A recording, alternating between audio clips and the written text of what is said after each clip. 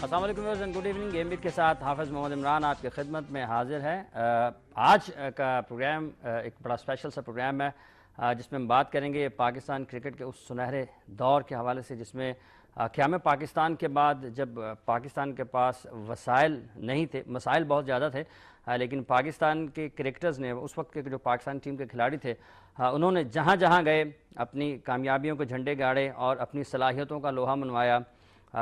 वसाइल की अदम दस्तयाबी का किसी ने उस वक्त रोना नहीं रोया। सिर्फ़ और सिर्फ जो उस वक्त के खिलाड़ियों के अंदर जज्बा था वो मुल्क का नाम रोशन करने का, सब्ज़ हिलाली परचम को सरबुलंद करने का था। और उसी जज्बे ने, उसी जोश ने और वही जो एक लगन थी उसने पाकिस्तान को एक मकाम दिया। पाकिस्तान का नाम पूरी दुनिया में गूंजा और पाकिस्तान दुनिया क्रिकेट की तारीख़ का वो वाहिद मुल्क है जिसने अपने पहले दौरे में जहाँ का भी दौरा किया टेस्ट क्रिकेट में कामयाबी हासिल की।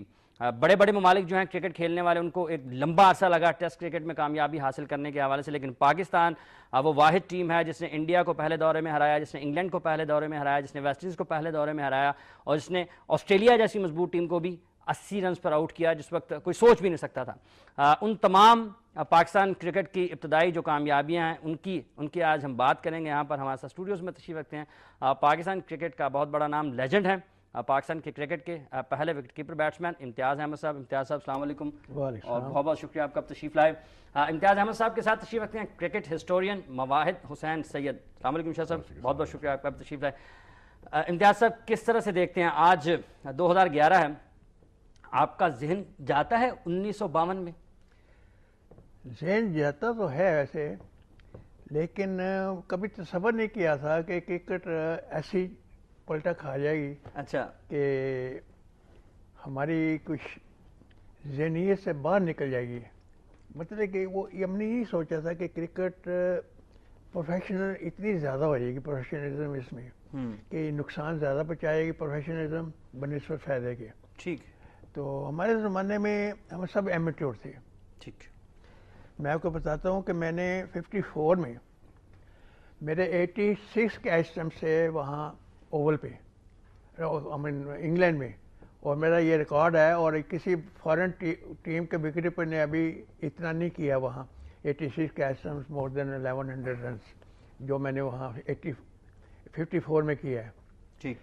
तो और उसके बाद कारदार को मैंने कहा क्योंकि मैं I was running for a prize, वो 100 गिनी या 1000 गिनी प्राइज था जो बेस्ट विकेट कैच लेगा।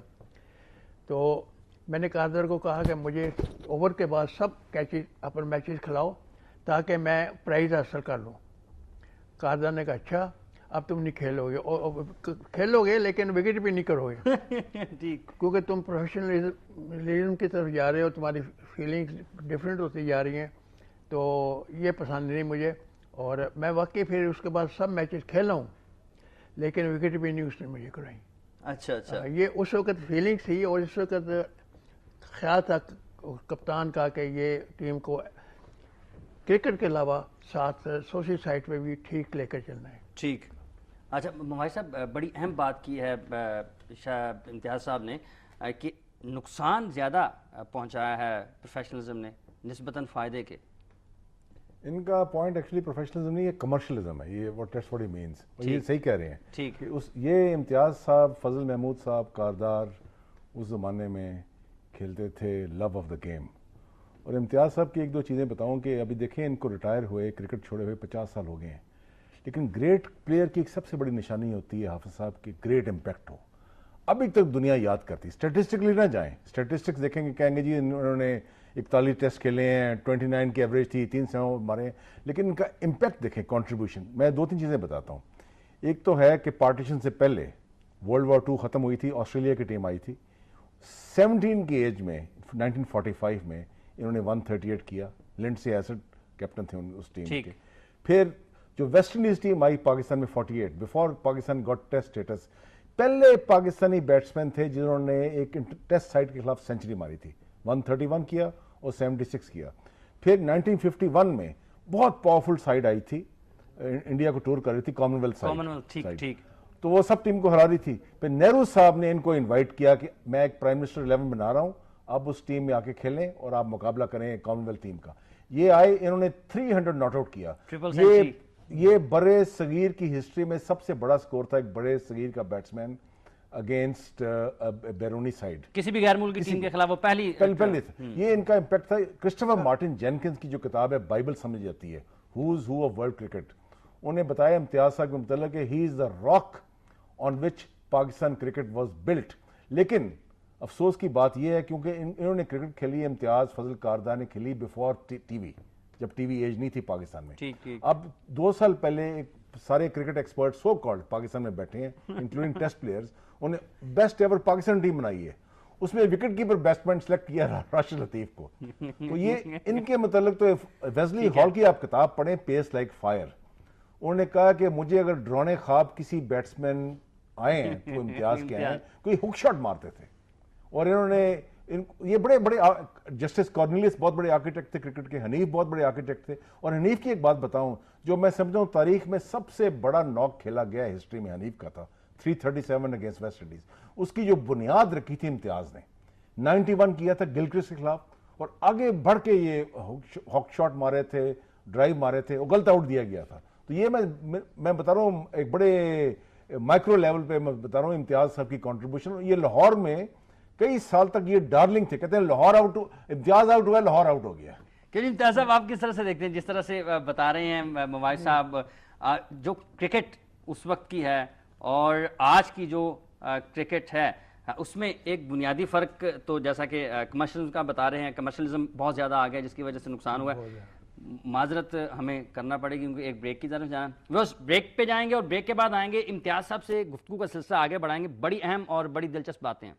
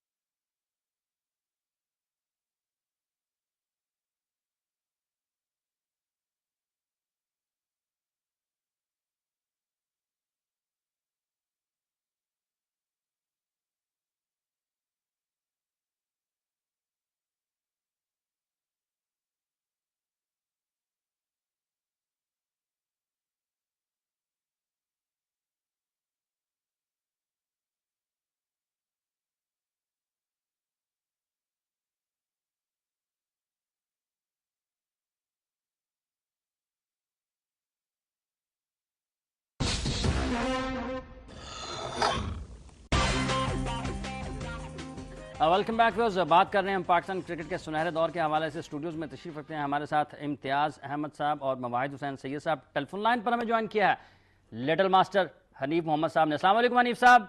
वालेकुम सलाम। हनीफ साहब, सबसे पहले तो आपका बहुत बहुत शुक्रिया, आपने हमें ज्वाइन किया। इम्तियाज़ अहमद साहब भी यहाँ पर हमारे साथ स्टूडियोज़ में तशरीफ़ रखते हैं, मवाहिद हुसैन सैयद साहब भी हैं। हम बात कर रहे हैं 1950 से 60 तक की पाकिस्तान की जो अजीम फतूहात हैं। इम्तियाज़ साहब का ये कहना है कि मुश्किल हालात में थी क्रिकेट, और जो कमर्शलिज्म है वो आया है तो क्रिकेट को फ़ायदा नहीं हुआ, नुकसान हुआ है। नहीं, मेरे बहुत बहुत सलाम दोनों मेहमानों को। जी खास करके इम्तियाज साहब जो मेरे सीनियर क्रिकेटर हैं, जिन्होंने हमें खेलना गाइड किया कैसे करते हैं। और मैं अस्सलाम वालेकुम इम्तियाज। अच्छा, जहाँ तक हमारे ये आपने कहा 50 से 60 तक का जो जो हमारी कामयाबी पाकिस्तान क्रिकेट टीम को मिली है वो मेरा ख्याल है कि एक टीम स्पिरिट की वजह से और प्लेयर की पूरी 100% खेल के साथ लगाव था और चीजें नहीं थी उसमें, कोई ना पैसा ना कोई हमें मिलते थे, 15 रुपए जरूर मिलते थे हमें रोजाना के। अच्छा। और उसके अलावा कुछ ऐसी चीज नहीं थी जो हमें क्रिकेट के अलावा नजर आए, ठीक। क्योंकि आजकल के जमाने में बहुत कुछ है। तो हमारा तो खेल के साथ ही लगाव था और अल्लाह ने बहुत करम किया कि पाकिस्तान टीम को इतना अच्छा एक बनाया कि जिसकी वजह से एक पाकिस्तान एक का नाम इतना रोशन हुआ, खास करके जब हम 54 में इंग्लैंड में जब ओवल पे जीते थे तो पता लगा जब फजल महमूद साहब ने 12 विकेटें आउट की थी। ठीक तो ठीक।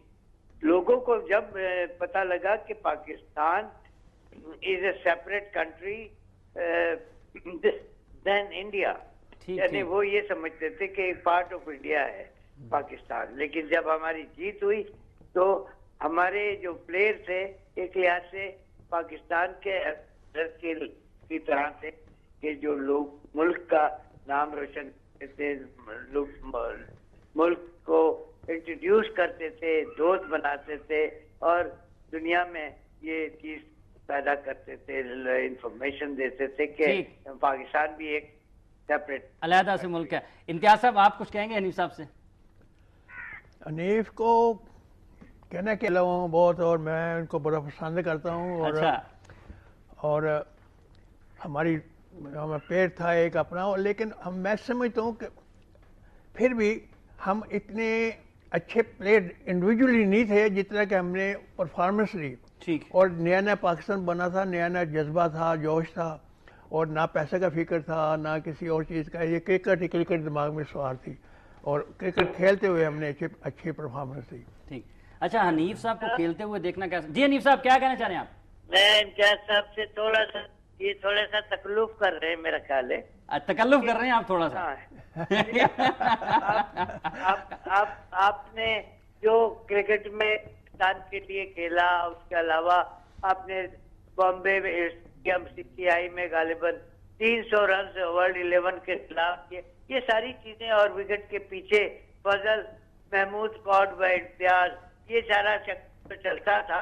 आप फजल महमूद ये क्या, ये हम बड़े क्रिकेटर नहीं थे उस जमाने में, ये टीवी नहीं था, कुछ लोग हमें पहचानते नहीं थे, ना हमारी शक्ल देख सकते थे, तो इस वजह से हम पीछे रह गए।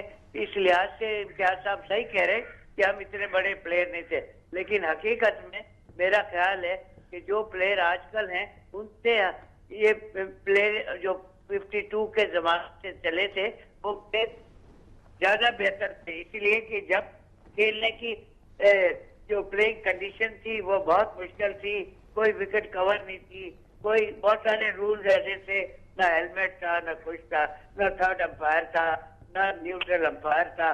तो ये चीजें इतनी मुश्किल हालातों में हमने जो भी हमने किया है, मेरा ख्याल है आजकल के आप कंपेयर करें तो आप इम्तियाज साहब आप लोग ने जो किया है वो आजकल के लोगों से ज्यादा बेहतर। इम्तियाज साहब नहीं, वो ठीक है, हम नौकरी भी करते थे, मैं एयरफोर्स में था और मैंने 27 ईयर्स पाकिस्तान एयरफोर्स में बिल्कुल सही कह रहे हैं और 3 साल मैंने सऊदी अरेबियन एयरफोर्स में गुजारे हैं। उसके अलावा मैं क्रिकेट खेलता था।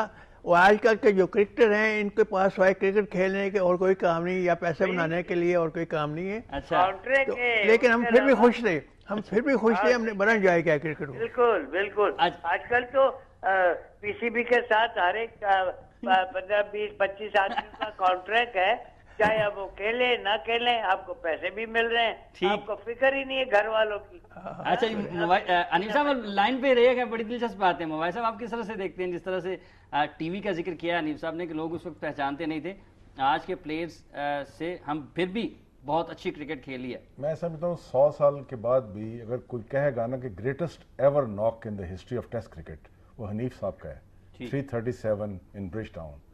अफसोस कि उन्होंने कुछ तकरीबन 4 दिन बैटिंग की थी, और कहते हैं कई लेयर्स, मैंने कारदार की किताब पढ़ी थी ग्रीन शेडोज की, कई layers of skin was born down. West Indian umpire थे और पहला टेस्ट था पाकिस्तान का वेस्ट इंडीज के खिलाफ और हेलमेट कोई नहीं थी। तो मैं समझता हूँ इनकी जितनी हनीफ साहब की तारीफ कीजिए उतना कम है। इन्होंने 187 नॉट आउट किया था ओवल में, लॉर्ड्स में, सॉरी 67 में। विजडन ने कहा था बैटिंग मास्टरपीस है। जब ऑस्ट्रेलिया में गया, पहला टेस्ट पाकिस्तान ने ऑस्ट्रेलिया में खेला तो ऑलमोस्ट पहली इनिंग में उसने सेंचुरी मारी हनीफ साहब, दूसरी इनिंग में गलत आउट दे दिया गया। तो ब्रडमैन ने भी तारीफ की। मैं कहता हूँ इंडिया गया, उन्होंने पहले आई थिंक मैच ये बॉम्बे टेस्ट में 60 में 160 किया था, कमाल का नॉक था। तो ये हीरोज हैं हमारे, इनकी कदर करनी चाहिए। अनफॉर्चुनेटली इनका रिकॉर्ड नहीं है। ये सही कहते हैं कि क्रिकेट इन्होंने खेली है विद स्पिरिट। अब मुझे खुशी हुई है, हनीफ साहब की किताब पढ़ी हुई है प्लेइंग फॉर पाकिस्तान, अब इम्तियाज साहब की भी किताब आ रही है और ये इन्होंने भी देखा है, इम्तियाज साहब ने महसूस किया है कि ये हमारे अर्ली हिस्ट्री रिकॉर्ड नहीं है। इनकी किताब भी मैं समझता हूँ पढ़ने वाली होगी। तो ये हमारे मेन हमारे हीरोज थे, हनीफ एंड इम्तियाज। उसके बाद सईद अहमद साहब थे, फिर फजल महमूद साहब थे, कारदार। इनकी जितनी कदर की जाए उतना कम है। ठीक ठीक जी हनीफ साहब फरमाइएगा। नहीं, मेरी जो भी अभी जितनी अपना मैं हमारे मेहमान का पूरा नाम मैं आप जब बता रहे थे, मवाहिद हुसैन सैयद। वाहिद हुसैन सैयद। जी जी जी। हाँ, वाहिद साहब को ये मैं कहता चलूं, या इन्होंने जो तारीफें की है खास करके 337 रन की, और जो पाकिस्तान का तो हाईएस्ट सबसे स्कोर था, और हमारे मुल्कों में दो आदमियों ने और ने भी की है, इम्तियाज और अपना इंजमाम और यूनुस खान ने। लेकिन ये मेरे 337 जो है, ये पीसीबी जो आजकल का है प्रेजेंट पीसीबी, वो तो ये 337 को मानता ही नहीं है। तो ये इसके बारे में कुछ सुनना चाह रहा हूँ आप लोगों से कि इंतजाम ने किए, हेलमेट वगैरह सब कुछ साथ में, होम ग्राउंड 300 के ऊपर किए, लेकिन सबसे ज्यादा रन तो मेरे 337 मेरे हैं। हाँ, तो वो 300 वालों को तो रिकग्नाइज किया पीसीबी ने, खास करके इजाज भट्ट साहब ने, और उनको 10-10 लाख रुपए भी दिए। और तो मेरे और 50 साल की सेलिब्रेशन थी उस जमाने में जब दिए, तो मैं क्या पाकिस्तानी नहीं हूँ? ठीक नहीं, आप जरा नहीं, आपने बहुत कुछ किया, बहुत कुछ हनीफ साहब, आपकी खिदमत पाकिस्तान में हमेशा याद रखी जाएंगी। ना सिर्फ याद रखने की बात नहीं, याद तो हर एक आदमी रखता है जो जब तक। हनीफ साहब, एक छोटी सी ब्रेक लेते हैं, ब्रेक के बाद यहीं से शुरू करेंगे। बहुत शुक्रिया आपका। व्यूअर्स, ब्रेक का टाइम हुआ, ब्रेक के बाद आएंगे और फिर गुफ्तगू आगे बढ़ाते हैं।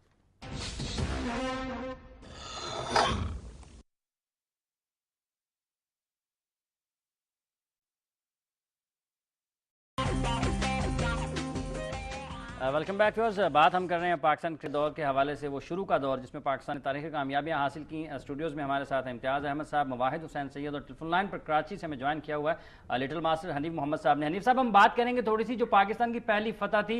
इम्तियाज़ साहब, आप किस तरह से देखते हैं जब टीम इंडिया गई, किसी के जहन में था, खिलाड़ी समझ रहे थे कि वो हरा सकते हैं, या फिर सिर्फ एक टेस्ट मैच खेलने का जज्बा था जिसको लेके आप इंडिया गए थे?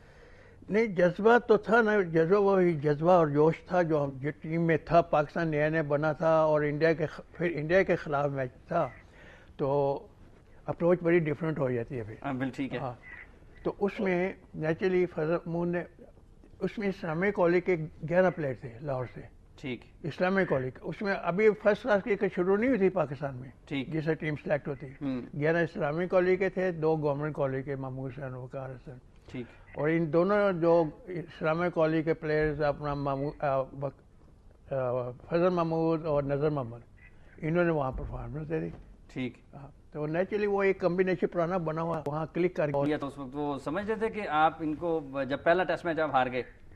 नहीं, पहले तो वो तो हम जीते थे ना लखनऊ वाला, वहाँ भी इंडिया का भी यही हाल था। अच्छा। उन्होंने भी ईंटें पत्थर मारने शुरू कर दिया अपने प्लेयर्स को, प्लेयर्स हमारी कार में आ गए थे। अच्छा। तो ये दोनों तरफ से एक जैसे था मामला। अच्छा। कोशिश यही थी कि किसी का मैच हारना जाए। अच्छा जी हनीफ साहब, आप किस तरह से कहते हैं, देखते हैं वो जो पहली कामयाबी थी पाकिस्तान की क्रिकेट की तारीख की? नहीं, बिल्कुल सही कहा इम्तियाज साहब ने। असल में हमने जब एमसीसी को कराची में हराया, तो उसके बाद हमें एफिलिएशन मिली आईसीसी से। ठीक। तो ऑफिशियल टेस्ट मैच तो हमारा 52 में पहला दिल्ली में हुआ, पहला मैच, जिसमें हमारी डिफीट भी हुई, लेकिन हमने बदला दूसरे टेस्ट में ही ले लिया जो लखनऊ में हुआ। अच्छा। बड़ा अच्छा परफॉर्मेंस किया इम्तियाज साहब ने भी और फजल महमूद का सबसे बेस्ट परफॉर्मेंस था और हम मैच जीत गए। तो इस तरह से इंडिया के जो लोग थे उन्होंने हमें हमारी टीम को बहुत अप्रिशिएट किया ठीक। और बड़ी इज्जत दी और बड़े खुश हुए वो, क्योंकि पाकिस्तान इंडिया के जो भी हालात थे, नया नया पाकिस्तान बना था, तो वहाँ के लोग जो थे वो बड़े कीन थे पाकिस्तान की टीम को देखने के लिहाज से और खेलते हुए देखे और मिलने के लिहाज से, और हमारी बहुत हमें लुक आफ्टर किया उन्होंने। ठीक। अच्छा मवाई साहब, आप किस तरह से देखते हैं जो पहली फतह थी पाकिस्तान की, कुछ फजल साहब के साथ आपकी बड़ी दोस्ती रही है, कुछ तारीखी वाकया फजल ने आपको बताया हो उस हवाले से? फजल साहब ने मुझे बताया था कि जब पहला मैच वो हारे थे तो एक हसीना बैठी हुई थी फिरोजशाह कोटला में, उसने कहा था Fazal you can never defeat India.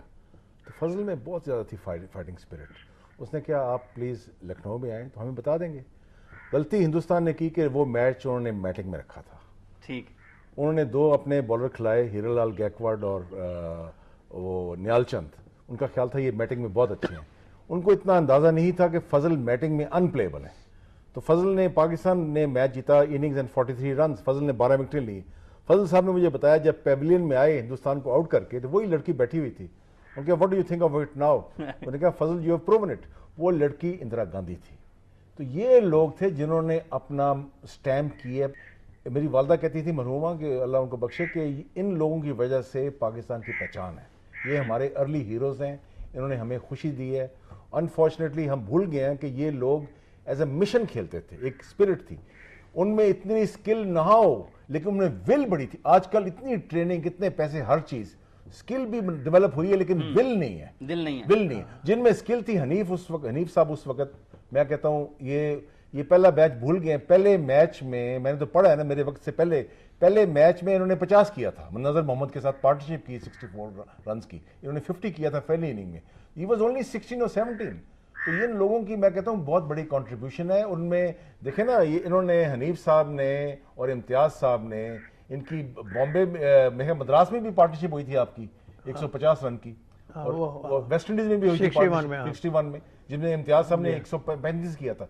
अच्छा, मैं बताना चाहता हूं कि इंडिया के अंदर जहीर अब्बास ने फॉर एग्जांपल कोई सेंचुरी नहीं मारी, ना माजिद ने कोई सेंचुरी मारी है, ना आसिफ इकबाल ने सेंचुरी मारी है। वेस्ट इंडीज के खिलाफ मैं एग्जांपल दे रहा हूं, जहीर अब्बास ने कोई सेंचुरी नहीं मारी वेस्ट इंडीज के खिलाफ। इम्तियाज साहब ने वेस्ट इंडीज जाके सेंचुरी मारी है। असल उस जमाने में जो अंपायर भी उनके थे, अपने अंपायर थे। तो ये मैं समझता हूँ इनको रिकग्नाइज करना चाहिए। और हम, जो आदमी अपने हीरोज को भूल जाता है तो मैं समझता हूँ कि उनको हिस्ट्री फॉरगिव नहीं करती। ये पाकिस्तान के लिए लड़ रहे थे, पाकिस्तान के लिए। ठीक है। अच्छा इम्तियाज साहब, ओवल को किस तरह से देखते हैं? कोई खास वाकया ओवल का जो अभी तक आपको याद आता हो तो आप खुद से ही मुस्कुराना शुरू कर देते हो और फिर से 1952 या 54 वाला इम्तियाज जो है वो आपके अंदर जिंदा हो जाता है? एक्चुअली ओवल में मैच बड़ा अच्छा हुआ था, वैसे बड़ा क्लोज था मैच। ठीक। और जब हम आ रहे थे लास्ट डे पे 29 पता नहीं कि 30 रन उन्हें इंग्लैंड को चाहिए थे जीतने के लिए, 34 शायद। तो हम बस में आपस में बातें कर रहे थे। हमारी फील्डिंग कमज़ोर थी, वैसे ओवरऑल फील्डिंग कमज़ोर थी।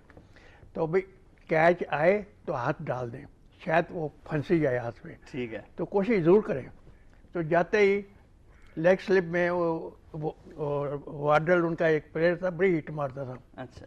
तो वो बड़े फंस के खेल रहा था, बड़े आराम से, किसी तरह मैच बच जाए, जो जीत जाए।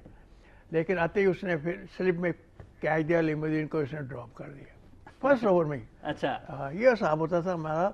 लेकिन हम फिक्र नहीं करते थे, लड़ने हैं तो लड़ना है, एंड तक लड़ना है, कोई बात नहीं, निकल गया तो निकल गया। लेकिन फिर दूसरी साइड पर स्लिप में आया तो वहाँ उसने कैच कर लिया। तो ये चीज़ें साथ साथ चलती थी और साथ साथ अप एंड डाउन हमारा मोराल भी रहता था। ठीक। तो लेकिन ओवरऑल स्पिरिट लड़ने की होती थी, लड़ने की, जीतना, बस जीतना है। अच्छा हनीफ साहब, ओवल की कोई याद जो अभी भी जब आपको याद आती हो तो दोबारा से आपका दिल करता हो कि आप क्रिकेट खेल लें और फिर ओवल में जाएं और पाकिस्तान के लिए कोई फतह हासिल करें? देखिए, ओवल के इम्तियाज साहब ने कहा हमारी फील्डिंग जो थी ना, हाँ जी, वो काफी कमजोर थी, बहुत सही कहा। तो एक मर्तबा एक मैच में ओवल पे ही हुआ था, एक कैच निकला है, वो जो कि स्लिप में नहीं जा रहा था, वो बैट्समैन ने ऐसे खेला तो गली के भी उस तरफ, कहीं पॉइंट की तरफ जा रहा था। तो हमारे जो मरूम हैंडसम मकसूद है, स्लिप में खड़े हुए थे, ठीक, मैरी मैक्स। तो वो जब भी वो ऐसे कोई मौका होता था कैच निकलने का, एक्साइटमेंट का, तो ये जब करते थे उनका हाथ ऐसे चौड़े हो जाते थे, तो वो कैच तो जा रहा था पॉइंट की तरफ, अच्छा। लेकिन उनका मसल पुल हो गया। हाँ, ये हकीकत है। ठीक, तो ठीक। ये लोग, और ये हमारा एक और हमारे चाहने वाला जुल्फिकार अहमद ठीक। मरूम, ठीक, वो जो है वो उस टेस्ट में खेल रहे थे, और उन्होंने और वजीर मोहम्मद ने बहुत अच्छी पार्टनरशिप करके हमारा टोटल कुछ रिस्पेक्टेबल किया था, जिसकी वजह से हम बाद में खेल। तो जुल्फिकार जो है ऑफ स्पिनर के लिहाज से वो खेलते थे, लेकिन वो एक लेग ब्रेक भी करते थे, अच्छा, जिसको हम लोग कहते थे पॉम पॉम। पॉम तो पॉम। इसको सारा बोलते थे, भाई पॉम पॉम कहाँ है? पॉम पॉम करता था, तो अंग्रेज लोग हाथ वाथ नहीं देखते, तो उस पर विकेट मिलती थी इनको। अच्छा, तो ये बड़ी हुई, और आखिर में जब वो रनआउट जो मेरे से हुआ, जब 22 रन 24 रन रह गए थे और कवर पे मैं फील्ड कर रहा था, आखिरी बॉल था, वो बैट्समैन रन लेने का उसका इरादा था, वो मुझे भी पता था, ताकि दोनों एंड सेफ रहे। तो वो उसने किया, और मैंने जब एक विकेट मुझे दिख रही थी उस पोजीशन से, एक्स्ट्रा कवर से, मैंने उसको बॉलर सेंड पे थ्रो किया। चेस्टर अंपायर था, जिसका एक ही हाथ था, अच्छा, एक नकली हाथ था, अच्छा, उसने वो आउट दिया, और हम लोग जीत के अंदर गए पैवेलियन में, और पब्लिक बिल्कुल हमारे ड्रेसिंग रूम के नीचे जमा हो गई हजारों में। और जब लोगों को पता लगा कि Pakistan is a separate country. ठीक। मुबारक साहब, जी जी, मुझे एक और बात याद आई ओवल की, जी कि हटन को समझ नहीं आ रही थी फजल महमूद की। अच्छा, हाँ, तो आखिर उसने हिट मार दी, बाहर निकल के हिट मार दी, जैसे हम यहाँ क्लबों में प्ले करते हैं। तो ओवर द स्लिप चली गेंद, मैं विकेट पर था, मैं भाग कर स्लिप के उस पीछे की तरफ से जाकर उसको कैच किया। दैट वो मेरा बेस्ट कैच लाइफ का, मैं समझता हूँ। I agree with you, that was the best catch. हाँ, ठीक, ठीक। अच्छा मुबारक साहब, ओवल की विक्ट्री ने, ओवल की फतह ने क्या किरदार अदा किया पाकिस्तान में क्रिकेट के फ़रोग़ का आपके ख्याल में? कॉन्फिडेंस दिया है पाकिस्तान को, ये फीलिंग दी है कि हम इंटरनेशनल लेवल पे compete कर सकते हैं, और एक कंट्री को एक बहुत सेंस ऑफ प्राइड दिया कि Pakistan has come to stay. ठीक, अगर आप कादिर आज़म की लाइफ पढ़ें, एक किताब लिखी थी जिना, हेक्टर बोलिथो, जब ये बैरिस्ट्री करके आए थे लंदन से कराची में, तो अपने साथ बैट बॉल लेके आए थे।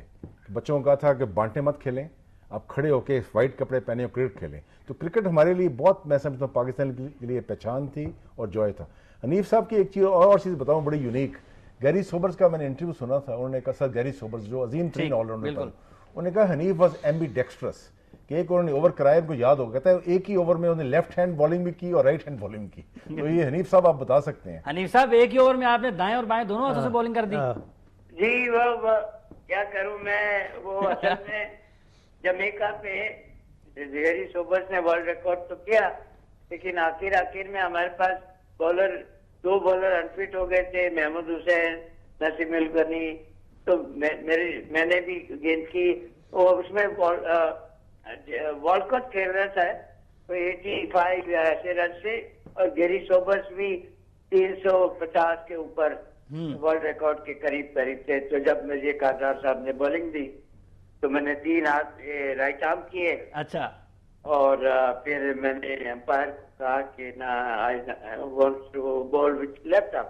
आप, अच्छा, आपने कितना एंजॉय किया? आपको हैरानी हुई? मैंने तो बहुत किया, तो वो सारे सरप्राइज हो गए, बैट्समैन भी और वॉलकॉट। अच्छा, इम्तियाज साहब से पूछते हैं, ये भी सरप्राइज हुई या इनको पहले से इल्म था? नहीं, पता चल जाता है नेचुरली, और मुझे ये भी पता है कि ये भी एंजॉय कर रहा है, और नेचुरली तो सोबर और रिकॉर्ड बीट कर रहा था हटन का। हाँ, तो ठीक था, ये भी गेम का हिस्सा है, ठीक है, we took it that way. अच्छा। अच्छा, ये बात करते हैं, जब आपने 80 पे आउट कर दिया ऑस्ट्रेलिया को जी जी, कराची में, उसकी क्या खास बात थी? और वो बड़ी बेहतरीन साइड गिनी जा रही थी उस वक्त भी। उसमें एक तो मैटी विकेट थी, और हमारे बॉलर खान मोहम्मद और फजल महमूद ने गेंदें बहुत अच्छी की थी। ठीक, वो तो दोनों मास्टर थे ना उस टाइप क्रिकेट के। और ये मैच बचाने की कोशिश कर रहे थे ऑस्ट्रेलिया, बड़ा स्लो खेले थे इन्होंने, सारे दिन में तकरीबन जाकर 80 रन किए थे। अच्छा, हाँ, शाम को जाकर ये ख़त्म हुए, फिर हमारी टर्न आई थी। ठीक। अच्छा हनीफ साहब, बताइएगा, हम उस मैच की बात कर रहे हैं जिसमें पाकिस्तान ने ऑस्ट्रेलिया को 80 रन पर आउट कर दिया था, उस हवाले उस मैच की कोई खास बात आपके जहन में अभी तक हो? देखिए, टीम तो ऑस्ट्रेलिया की बहुत ही स्ट्रांग थी, ठीक है, और लेकिन कराची में कॉयर मैटिंग पे मैच हो रहा है, और फजल महमूद और खान मोहम्मद और ये हमारे बॉलर, जबकि ऑस्ट्रेलिया को बैटिंग खेलने का कोई एक्सपीरियंस नहीं था, ठीक, तो इसलिए आज से उनको डिसएडवांटेज बहुत था। लेकिन हम अपने बॉलर्स की ये है कि क्रेडिट नहीं लेना चाह रहे, उन्होंने बॉलिंग बहुत अच्छी की और काफी गेंदें बीट कराई, जो इम्तियाज साहब के ग्लव्स मेरा ख्याल है गेंद पकड़ पकड़ के गर्म हो गए होंगे, इतनी ज्यादा। अच्छा हनीफ साहब लाइन पर ही रहिएगा, एक ब्रेक का वक्त हुआ है, ब्रेक के बाद आएंगे और फिर और भी गुफ्तगू करेंगे जो पाकिस्तान की अच्छी कामयाबियां जो आज भी हमारे जहनों पे नक्श हैं। अब उस ब्रेक लेते हैं, ब्रेक के बाद आएंगे इम्तियाज अहमद, मवाहिद हुसैन सैयद और हनीफ मोहम्मद साहब से गुफ्तगू का सिलसिला आगे बढ़ाते हैं।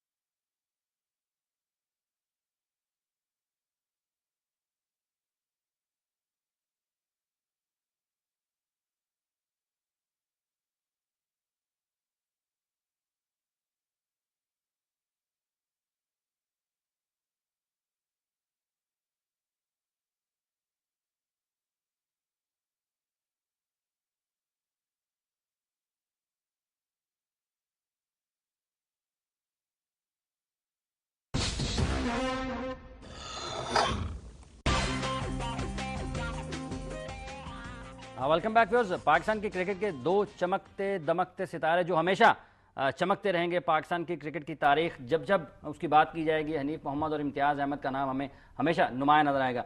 हनीफ साहब, इम्तियाज़ साहब, आप किस तरह से देखते हैं कारदार साहब की कप्तानी को, क्या खास चीज़ थी? कारदार इंग्लैंड में खेल के आए थे और वहाँ 4-5 साल रहे थे और 3-4 साल में रहा, और काफ़ी क्रिकेट समझ के आए थे। और ये कप्तान था डॉलरी इनका, वो बड़ा अच्छा कप्तान था, इंग्लैंड में समझदार कप्तान था, और उससे इसने बहुत कुछ सीखा था। और जब पाकिस्तान में आए तो उस वक्त हमें ज़रूरत थी एक अच्छे कैप्टन की, और लकीली हमें कारदार मिल गया। कारदार बहुत ही अच्छा कैप्टन था, उसने सही हर एक को सही महीने में इस्तेमाल किया और सही मैंने उसको खिलाया, सही जगह पे खिलाया और उससे फ़ायदा उठाया। और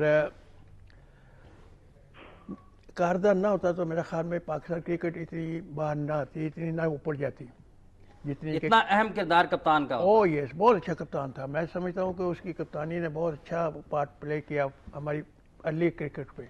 ठीक। तो और उसकी वजह से ना फिर हमने उसे डिसिप्लिन बहुत रखा होता है, टीम में डिसिप्लिन बेस्ट था उस वक्त, और जो बात की जाती थी वो हो जाती थी, जो कह दिया कप्तान ने हो जाती थी। बिल्कुल ठीक। हनीफ साहब डिसिप्लिन की बात की है इम्तियाज अहमद साहब ने कि बहुत रखा हुआ था कारदार साहब ने, कोई एक वाकया उनके डिसिप्लिन के हवाले से जरा शेयर करेंगे हमारे साथ? वो कारदार साहब जो थे ना, वो ये जैसे आजकल पाकिस्तान क्रिकेट कंट्रोल बोर्ड है ना जी, ये पूरा बोर्ड कारदार साहब थे अकेले, जो वो चाहते थे वो होता था, जो वो कह देते थे। उस जमाने में जो भी थे, एक चीमा साहब थे, कराची के कलेक्टर साहब थे पारसी, वो और जो भी होता था, लेकिन कारदार साहब जो कह दे वो पूरा काम हो जाता था। और वो बहुत समझदार थे। वो ऐसे बताया इम्तियाज ने कि इंग्लैंड से आए थे, नए नए खेल के वारिक शायर के काउंटी से। आप लोगों को खासा खींच के रखते थे? देखिए, खींच के रखने का मतलब ये है कि वो जो कहते थे हम उनकी इज्जत करते थे, हम उनकी बात सुनते थे। ठीक। ठीक है, अब वो जो सा सिखाते थे या जो भी बोलते थे वो हम करते थे, और कैंप लगते थे, और लोग वहां तक के कि वो खाना कैसे, चम्मच कहाँ से पकड़ना, क्या करना, बाहर जाके लोगों से कैसे मिलना, बात करने, ये सब बताते थे। और वो बहुत कैप्टन, आई थिंक वो सबसे बेस्ट कैप्टन पाकिस्तान ने जो प्रोड्यूस किया है वो कारदार साहब। ठीक है मवाहिद साहब, क्या समझते हैं आप और किस तरह से देखते हैं कारदार साहब की कप्तानी? जैसा कि इम्तियाज़ साहब ने फरमाया कि अगर कारदार जैसा कप्तान शुरू के दिनों में पाकिस्तान को ना मिलता तो क्रिकेट इतनी जल्दी ऊपर नहीं जाती पाकिस्तान की। बड़ी ज़बरदस्त लीडरशिप थी। मैं समझता हूँ कि एक जैसे एक यूनिट बनाया उन्होंने, फिर एक मेंटल स्ट्रेंथ भी थी कारदार में, ठीक, जो हमारी टीम में आई है। अब ये जब ऑस्ट्रेलिया टीम पाकिस्तान में आ रही थी 1956 में, पाकिस्तान ने कभी ऑस्ट्रेलिया के खिलाफ मुकाबला नहीं किया था। तो मुझे फजल महमूद साहब बता रहे थे कि लोगों ने बताया कि उसमें लिंडवॉल है, मिलर है, डेविडसन है, बेनो है, हार्वी है, नील हार्वी, कॉलिन मैकडोनाल्ड है, अब क्या करेंगे? कहता है अगर 100 के नीचे आउट ना किया तो मुझे पकड़ लेना। तो ये फाइटिंग स्पिरिट थी। ओवल टेस्ट से पहले ही मुझे फजल साहब ने बताया कि इनकी मीटिंग हुई लॉर्ड हेस्टिंग्स, बहुत मशहूर पर्सनैलिटी थी इंग्लैंड की। तो इन्होंने बताया, फजल साहब से बातें हुई, कश्मीर की पूछा, उस वक्त पढ़े लिखे लोग थे, कि आपका कश्मीर के मतलब क्या ख्याल है? फजल ने जवाब दिया। फिर उन्होंने फजल साहब ने कहा आप क्यों नहीं आते ओवल टेस्ट में मैच देखने के लिए? उसने कहा मैं किस लिए आऊँ, मतलब है कि मुकाबला तो होना नहीं। कहता है who knows we might beat England. कहता है उसको इतनी हंसी आई वो कुर्सी से गिर पड़ा। लॉर्ड हेस्टिंग की इतनी अनबिलीवेबल बात की है तुमने, क्योंकि इंग्लैंड की टीम जो पाकिस्तान ने हराई थी 1954 में, one of the best English side of the 20th century, उसी टीम इंग्लैंड की गई थी ऑस्ट्रेलिया में, शिकस्त दी थी ऑस्ट्रेलिया को 3-1। तो जब पाकिस्तान ओवल में जीता तो लॉर्ड हेस्टिंग पहला शख्स था जिसने कॉल की थी। तो ये mental strength, fighting spirit, will to win नहीं है। अभी तक पाकिस्तान टीम गई इंग्लैंड लास्ट ये देखे ना कि 3-4 बार तो अंडर 80 आउट हो गई है। सेल्फ बिलीफ नहीं है। ठीक। तो मैं समझता हूं कि जब रिसोर्सेज नहीं थे करेज थी, जब रिसोर्सेज आ गए हैं मेंटली सॉफ्ट हो गए हैं। मैं ये बताऊं, इंग्लैंड में हमने जब जीता 54 में, तो हमारी टीम वो पहली टीम थी जिसने कि इंग्लैंड को इंग्लैंड में जाकर जीता। ठीक। इससे पहले कभी किसी ने नहीं जीता, ना बाद में जीता है। ये रिकॉर्ड हमारा अभी तक है और चल रहा है। ये फर्स्ट ओवर टू इंग्लैंड किसी और टीम ने इंग्लैंड को इंग्लैंड में नहीं हराया था, बिल्कुल हमने, पाकिस्तान ने हराया। अच्छा हनीफ साहब, वक्त जरा बिल्कुल ही कम रह गया, मुझे बताइएगा कि उस वक्त आपने इतनी बड़ी कामयाबियां हासिल की, लेकिन खिलाड़ियों के हवाले से, उनके डिसिप्लिन के हवाले से कोई उल्टी सीधी बात सुनने को नहीं मिली। आज के खिलाड़ी एक बड़ी कामयाबी हासिल करते हैं तो कोई काबू में नहीं आता, वजह क्या थी? मुख्तसरन बताइएगा जरा। नहीं साहब, ये वजह तो आप पीसीबी को पूछें, मुझे ना पूछें ऐसी बातें। हम एक खिलाड़ी थे, हम खिलाड़ी रहे, हमारे पूरे कैरियर में हमारी कोई इज्जत नहीं रही, ना हमें रिकग्नाइज किया। जैसे मैंने पहले बताया था कि मैं भी 300 सबसे ज्यादा वर्ल्ड रिकॉर्ड मेरे है, तो मुझे कोई पीसीबी की तरफ से कोई अप्रिसिएशन, कोई बोनस नहीं मिला। ये मेरा गिला है और रहेगा हमेशा, और ये मैं अपने गिला जो है प्रेसिडेंट ऑफ पाकिस्तान को भी पहुंचाना चाहता हूँ। ठीक है, ये मेरे साथ जाति क्यों है? ठीक है, मैंने खत भी लिखा है इजाज भट्ट को, इन राइटिंग लिख के भेजा, सब कुछ सबका बताया कि इनको किया, 50 साल की सेलिब्रेशन है, तो वेयर डू आई स्टैंड? मेरे को क्यों भूल गए? मैं पाकिस्तानी नहीं हूँ, मैंने पाकिस्तान के लिए नहीं खेला है। ठीक है नीफ साहब, हम भी आपका ये जो शिकवा है बड़े अच्छे तरीके से हुकाम तक पहुँचाएंगे। आपका बहुत बहुत शुक्रिया, आपने हमें ज्वाइन किया, अपना कीमती वक्त दिया। और इम्तियाज़ साहब आपका भी बहुत बहुत शुक्रिया, आप तशरीफ़ लाए। मवाहिद हुसैन सैयद साहब आपका भी बहुत बहुत शुक्रिया, आप तशरीफ़ लाए। बस आपने गुफ्तगू सुनी पाकिस्तान क्रिकेट के उन अजीम खिलाड़ियों की जो हमारा असासा हैं और ज़िंदा कौम में हमेशा अपने हीरोज़ की कदर करती हैं।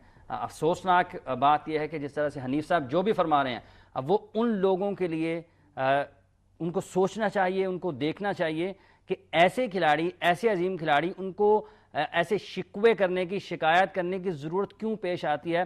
जो अरबाब इख्तियार हैं वो इन लोगों को क्यों भूले बैठे हैं, जिनकी वजह से आज वो मज़े कर रहे हैं, जिनकी वजह से, ऐसे लोगों की वजह से जिनकी वजह से आज पाकिस्तान की क्रिकेट अरबों में खेल रही है। उन लोगों को भूलना बहरहाल हमारी बदकिस्मती है। प्रोग्राम का वक्त खत्म हो जाता है। हाफिज़ इमरान को गेम बीट की पूरी टीम के साथ दीजिए इजाज़त और आप देखिए स्पोर्ट्स राउंड अप। अब आपसे मुलाकात होगी अगले प्रोग्राम में। अल्लाह निगहबान।